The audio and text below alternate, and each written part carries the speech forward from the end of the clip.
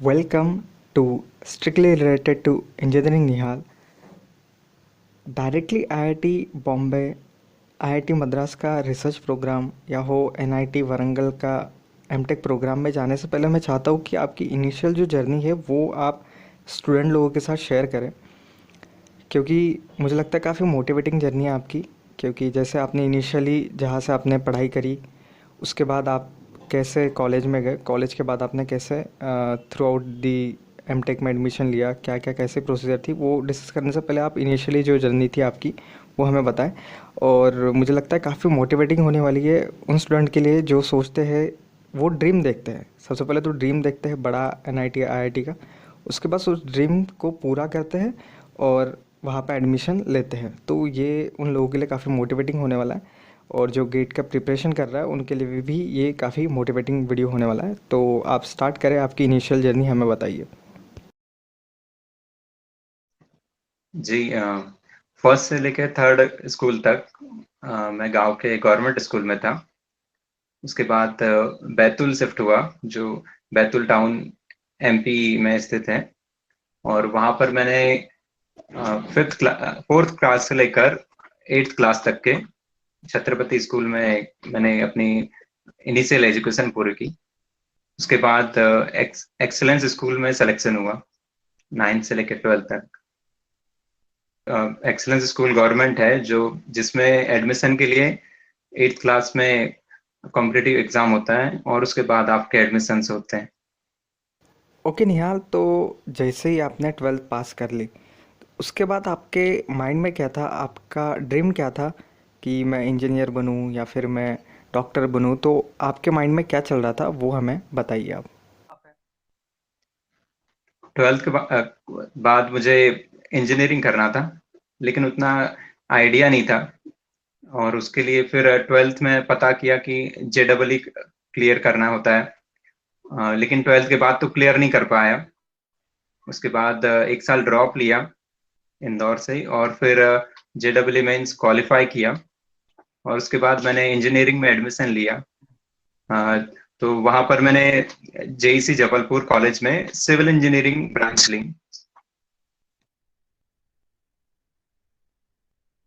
आई think ये state government college है ना?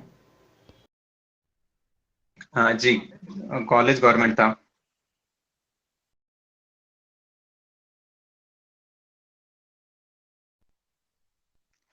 मैंने बेसिकली जो फर्स्ट और सेकंड ईयर होते हैं वो तो नॉर्मल जैसे हर कोई करता है। आप क्योंकि ऑलरेडी जेडबल मेंस में अच्छी खासी मेहनत कर लेते हैं, तो फिर एक दो साल तो नॉर्मल कॉलेज एंजॉय किया। उसके बाद ये था कि प्लेसमेंट की तैयारी करते हैं। लेकिन उसके बाद पता चला कि प्लेसमेंट भी उतने अच्छे नहीं है। और प्लेसमेंट के बाद भी आप कहीं ना कहीं गेट के लिए या फिर गवर्नमेंट जॉब के लिए तैयारी करते ही है। तो ऐसे में थर्ड ईयर में ही मैंने गेट के लिए तैयारी शुरू कर दी थी। और वहां पर ही जबलपुर में कोचिंग है। और तो जैसे सिविल इंजीनियरिंग में गेट के लिए बहुत ही अच्छे चांसेस होते हैं, तो हमने सीनियर से गाइडेंस लेके कॉलेज के साथ ही तैयारी शुरू कर दी थी।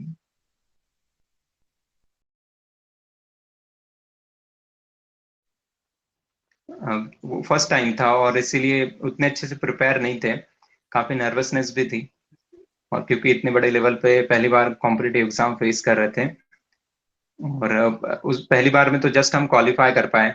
और जैसे मैं और मेरे सारे जितने भी दोस्त हमने तैयारी की थी, सभी का क्वालिफाइड हो गया था। लेकिन हमारी रैंक उतनी अच्छी नहीं आई थी। इसीलिए लेकिन एक कॉन्फिडेंस आ गया था कि अगर हम ड्रॉप लेते हैं तो कुछ ना कुछ अच्छा जरूर कर लेंगे। तो जो तैयारी हमने की थी वो बहुत ही बेनिफिशियल रही। जैसे आप एक अटेम्प्ट देते हैं तो आपका पूरा सिलेबस कवर हो जाता है। तो ऐसे में आपको एक आइडिया पता लग जाता है कि कितना टफ है एग्जाम, और आप किस फील्ड के लिए सही है। आप टेक्निकल में जाए या फिर नॉन टेक्निकल में जाए। और मुझे लगता है कि आप कॉलेज के साथ अगर क्वालिफाई कर लेते हैं तो एक बूस्टअप होता है आपका कॉन्फिडेंस भी। और ऐसे में जब आप ड्रॉप के लिए जाते हैं तो आपको ये जो आपकी तैयारी है जो आपने कॉलेज में की है, वो एक एक्स्ट्रा एज प्रोवाइड करती है। तो ऐसे में आप जितनी जल्दी तैयारी करें उतना ही अच्छा होगा। सबसे पहले तो आईआईटी मद्रास से कॉल आया था। आईआईटी मद्रास से रिसर्च के लिए था, लेकिन उसी टाइम में पैरेलली आईआईटी बॉम्बे से भी कॉल आया था जो एमटेक के लिए था। लेकिन आईआईटी बॉम्बे में वाटर रिसोर्सेज इंजीनियरिंग मिली थी और उसके लिए फिर मैंने वहाँ एडमिशन नहीं लिया। और आईआईटी बॉम्बे में पूरा पर्टिकुलर रिसर्च ओरिएंटेड प्रोग्राम था, इसलिए 3 साल देना मुश्किल था। और उसी के साथ स्ट्रक्चरल इंजीनियरिंग एनआईटी वारंगल।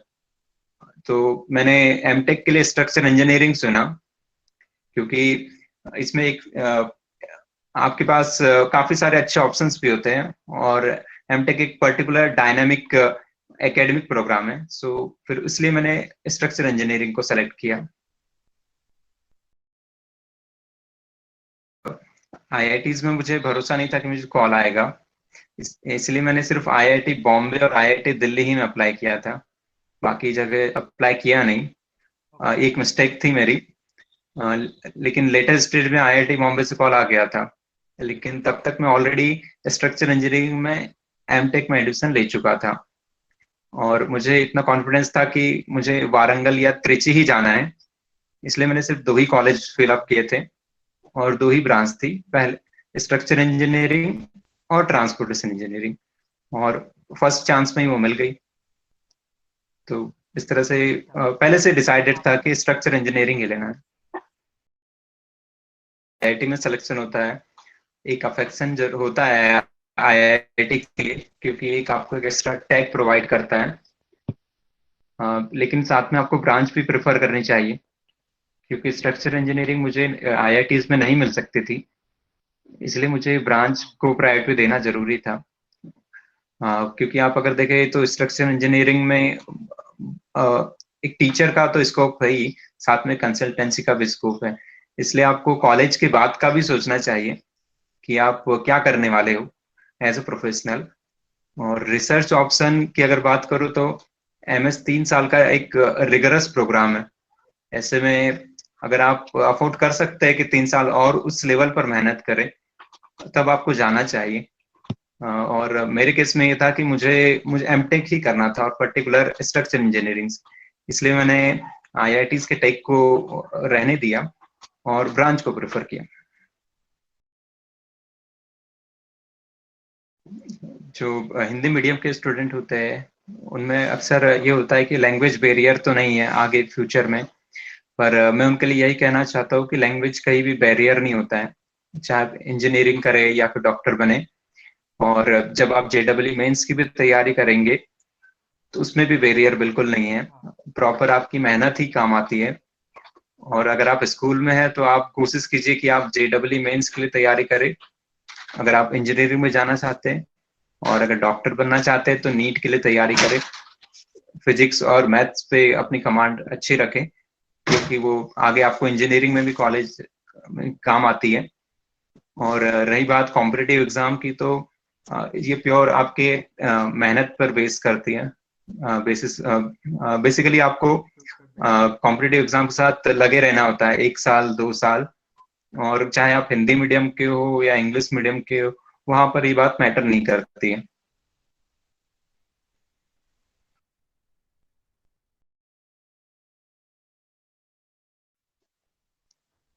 इस बार से बहुत ही अच्छी बात है कि थर्ड ईयर वालों को भी चांस दिया जा रहा है, क्योंकि इससे आपको 1 साल एक्स्ट्रा मिल जाता है।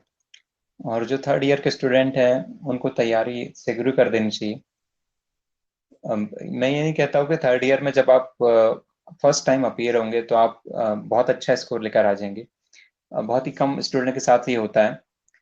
लेकिन अगर आप 50-60% कवर भी पोर्शन कर सके उस टाइम तक, अगर आप थर्ड ईयर में आप क्वालिफाई कर चुके हैं, जैसे 40-45 मार्क्स आते हैं, तो जब आप फोर्थ ईयर में फाइनल बार आप दे रहे होंगे एग्जाम, तो आपके पास ऑलरेडी पूरे सब्जेक्ट का नॉलेज होगा, साथ में आपके पास ऑलरेडी एक स्कोर कार्ड है गेट का। तो आपके पास नर्वसनेस थोड़ी कम होगी कि at least I have this much score and you have to just add 50 some more marks, 20-25 marks you can add more. such as if you are at 40 marks, you have to add 20-25 marks more. 65-70 is a safe score in GATE if you want to do MTech.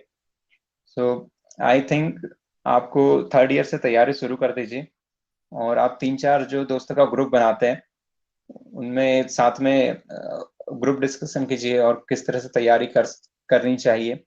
आपस में थोड़ा competition भी रखिए, और कोशिश कीजिए कि जब फर्स्ट टाइम आप थर्ड ईयर में अपेयर करें तो पूरे फुल कॉन्फिडेंस के साथ दीजिए कि जितना भी मैंने पढ़ा है, हो सकता है आपका पूरा सिलेबस कवर ना हो, पर आप अपने उस 70-80 जो आपका सिलेबस कवर हुआ है उसी के बेसिस पे अपने आप को कंपेयर कीजिए।